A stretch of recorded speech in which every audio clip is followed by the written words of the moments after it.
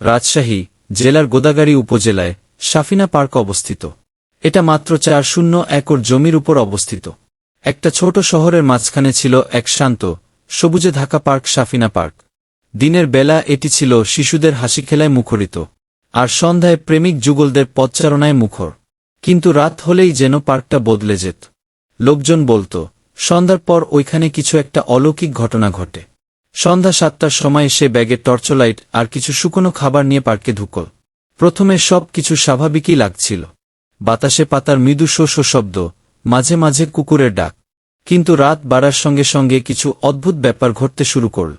একটা পুরনো দোলনায় যেন কেউ দুলছে, অথচ কেউ চোখে পড়ে না। ফোয়ারা থেকে হঠাৎ হঠাৎ জল পড়ছে, যদিও তা ঘণ্টাখানেক আগেই বন্ধ হয়ে গিয়েছিল।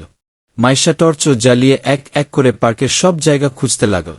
হঠাৎ সে দেখল এক বুড়ো মানুষ গাছের নিচে বসে আছে। তার চোখে ছিল এক অপার্থিব আলো। মাইশা ধাক্কা খেয়ে পেছনে সরে গেল। ভয় পেও না, লোকটা বলল। আমি এই পার্কের প্রহরী। অন্তত ছিলাম। অনেক বছর আগে এখানেই আমার মৃত্যু হয়। তারপর থেকে আমি এখানে পাহারা দিই, এই পার্কের শান্তি যেন কেউ নষ্ট না করে।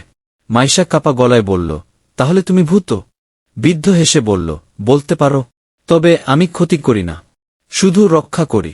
তুমি সাহসী মেয়ে, তুমি যদি পার্কটা ভালোবাসো তাহলে আমার কাজে সাহায্য করতে পারো। সেই রাতের পর থেকে মাইশা প্রায় রাতে সাফিনা পার্কে যেত, ঠিক যেন এক নিঃশব্দ প্রহরী। আর শহরের লোকজন লক্ষ্য করল, পার্কটা আগের থেকেও শান্ত ও সুন্দর হয়ে উঠেছে। কেউ আর ওটাকে ভয়ঙ্কর বলে না, বরং বলে, ওটা তো মাইশার পার্ক।